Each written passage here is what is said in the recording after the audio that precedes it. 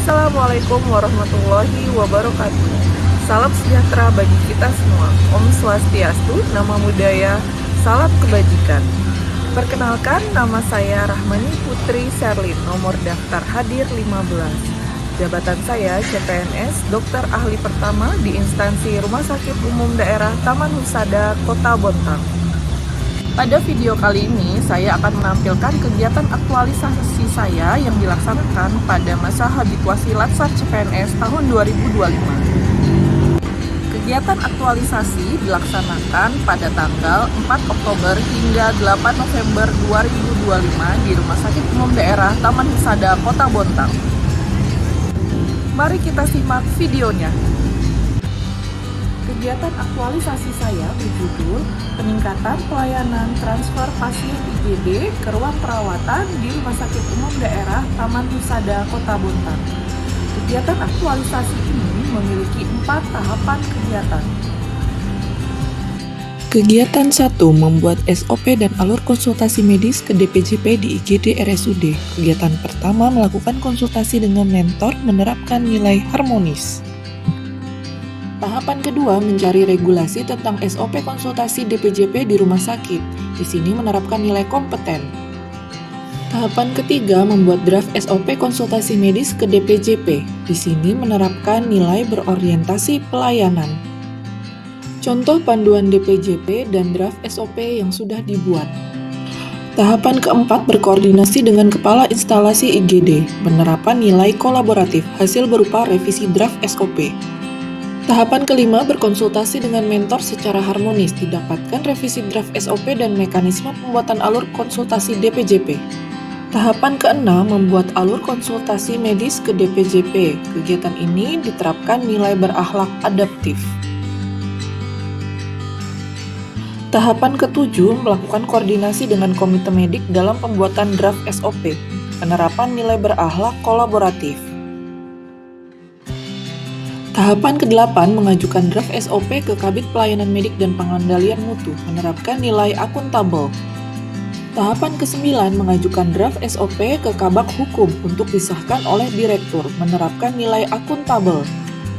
Tahapan ke-10, melaporkan SOP yang sudah disahkan kepada mentor, menerapkan nilai loyal. Berikut output dari kegiatan pertama, SOP konsultasi medis ke DPJP dari dokter IGD.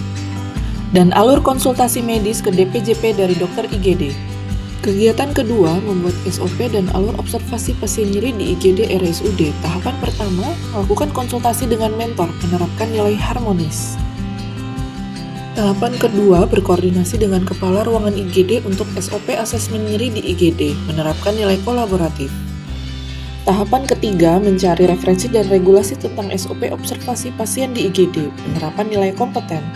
Berikut panduan pelayanan nyeri di rumah sakit dan SOP asesmen nyeri dan manajemen nyeri. Tahapan keempat, membuat draft SOP observasi pasien nyeri di IGD, menerapkan nilai berorientasi pelayanan. Tahapan kelima, berkoordinasi dengan kepala instalasi IGD, menerapkan nilai kolaboratif, hasil berupa revisi draft SOP. Tahapan keenam, berkonsultasi dengan mentor secara harmonis, didapatkan revisi draft SOP dan mekanisme pembuatan alur observasi pasien nyeri di IGD. Tahapan ke-8, mengajukan draft SOP ke Kabid Pelayanan Medik dan Pengendalian Mutu, menerapkan nilai akuntabel. Tahapan ke-9, mengajukan draft SOP ke Kabak Hukum untuk disahkan oleh Direktur, penerapan nilai akuntabel. Tahapan ke-10, melaporkan SOP yang sudah disahkan ke mentor, menerapkan nilai loyal. Output kegiatan 2, SOP observasi pasien nyeri di IGD dan alur observasi pasien nyeri di IGD. Kegiatan ketiga, melakukan sosialisasi SOP dan alur konsultasi DPJP dan observasi pasien nyeri. Tahapan kegiatan pertama, berkonsultasi dengan mentor. Pada tahapan ini ada penerapan nilai harmonis. Tahapan kegiatan kedua, menyiapkan materi sosialisasi, penerapan nilai kompeten. Tahapan ketiga adalah membuat daftar hadir peserta sosialisasi, penerapan nilai akuntabel. Tahapan keempat, menyiapkan tempat dan media sosialisasi dengan berkoordinasi dengan kepala ruangan IGD, penerapan nilai kolaboratif. Tahapan kelima dan keenam adalah membuat undangan sosialisasi dan membagikannya. Di sini penerapan nilai akuntabel.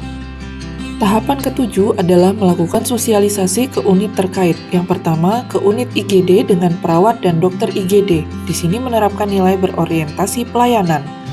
Selanjutnya dilakukan juga sosialisasi ke unit terkait lainnya yaitu komite medik. Penerapan nilai berorientasi pelayanan. Setelah melakukan sosialisasi, saya juga melakukan diskusi dan menerima masukan dari teman sejawat dan teman kerja lainnya. Di sini saya menerapkan nilai adaptif.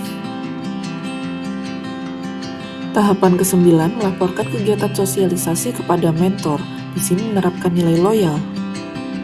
Output kegiatan ketiga berupa dokumentasi dari kegiatan sosialisasi dan daftar hadir peserta sosialisasi. Kegiatan keempat adalah implementasi SOP dan monitoring evaluasi. Tahapan pertama melakukan konsultasi dengan mentor, penerapan nilai harmonis. Tahapan kegiatan kedua melaksanakan konsultasi ke DPJP dan observasi pasien nyeri di IGD sesuai SOP, penerapan nilai kompeten. Selanjutnya melakukan observasi waktu terjawabnya konsultasi ke DPJP. Di sini menerapkan nilai berorientasi pelayanan dan adaptif. Tahapan keempat melakukan observasi waktu dari observasi pasien nyeri di IGD sampai ditetapkan kelanjutan perawatannya. Di sini menerapkan nilai berorientasi pelayanan dan adaptif. Tahapan kelima adalah mendiskusikan hasil observasi dengan mentor. Di sini saya menerapkan nilai kolaboratif. Selanjutnya, tahapan kegiatan keenam adalah membuat laporan hasil aktualisasi. Di sini saya menerapkan nilai berakhlak akuntabel dengan bertanggung jawab terhadap pembuatan laporan hingga akhir. Tahapan kegiatan terakhir adalah melaporkan laporan hasil aktualisasi kepada mentor. Di sini saya menerapkan nilai loyal. Output kegiatan 4 adalah dokumentasi, implementasi, dan evaluasi SOP.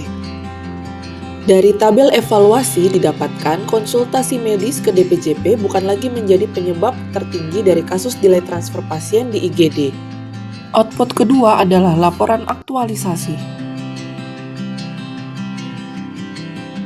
Assalamualaikum warahmatullahi wabarakatuh. Perkenalkan, saya Bidan Sehenda Pertiwi, Bidan di IGD RSUD Taman Husada, terkait dengan aktualisasi dari Dr. Rahmani mengenai SPO untuk observasi nyeri dan SPO konsultasi medis di IGD. Sangat baik sekali karena sebelumnya kita tidak mempunyai SPO ini, sehingga seringkali waktu tunggu untuk pasien di IGD lebih panjang. Dengan adanya SPO ini, harapan kami dapat mempersingkat waktu tunggu pasien di IGD dan memberikan pelayanan yang lebih baik lagi kepada masyarakat di Bontang. Sementara itu yang kita bisa sampaikan. Terima kasih. Hai, Assalamualaikum warahmatullahi wabarakatuh. Perkenalkan, saya Galuh. Saya dokter jaga IGD RSUD Taman Husada Bontang. Nah, seringkali pasien maupun keluarga itu komplain karena waktu tunggu di IGD dari pasien datang sampai dengan dipindahkan itu tergolong lama. Nah, sebelumnya kami itu terkendala dokter umum untuk konsultasi ke dokter spesialis on-call yang kadang itu dokternya tidak terhubung. Nah, hal ini tuh menjadi masalah karena jadinya memperlambat pemindahan pasien dari IGD ke ruang rawat inap. Nah, di sini Dokter Rani membuat terobosan untuk memperbaiki sistem di IGD RSUD Bontang, di mana beliau membuat sebuah standar prosedur operasional untuk memperbaiki mekanisme konsultasi kepada dokter spesialis. Dan selama ini SPO tersebut itu belum ada, sehingga dengan adanya SPO ini diharapkan pasien dapat bisa lebih cepat mendapatkan terapi definitif, pindah ke ruangan juga bisa lebih cepat. Ini muaranya tentu saja tentang kepuasan pasien ya, kepuasan pasien dan pelanggan, serta meningkatkan mutu layanan. Nah, terima kasih Dokter Rani, semoga dengan pembuatan SPO ini menjadi kebaikan untuk RSUD, petugas IGD, dan untuk pasien tentunya. Wassalamualaikum warahmatullahi wabarakatuh. Assalamualaikum warahmatullahi wabarakatuh.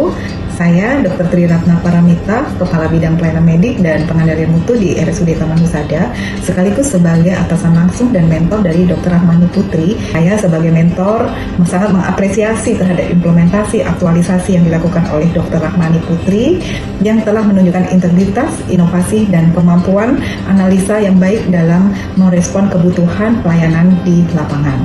Kami berharap implementasi ini dapat memberikan dampak positif terhadap kecepatan alur pelayanan, komunikasi antar petugas pemberi asuhan, dan juga dapat meningkatkan kepuasan pasien dan keluarga sesuai dengan semangat perbaikan berkelanjutan di lingkungan RSUD Taman Husada Bontang.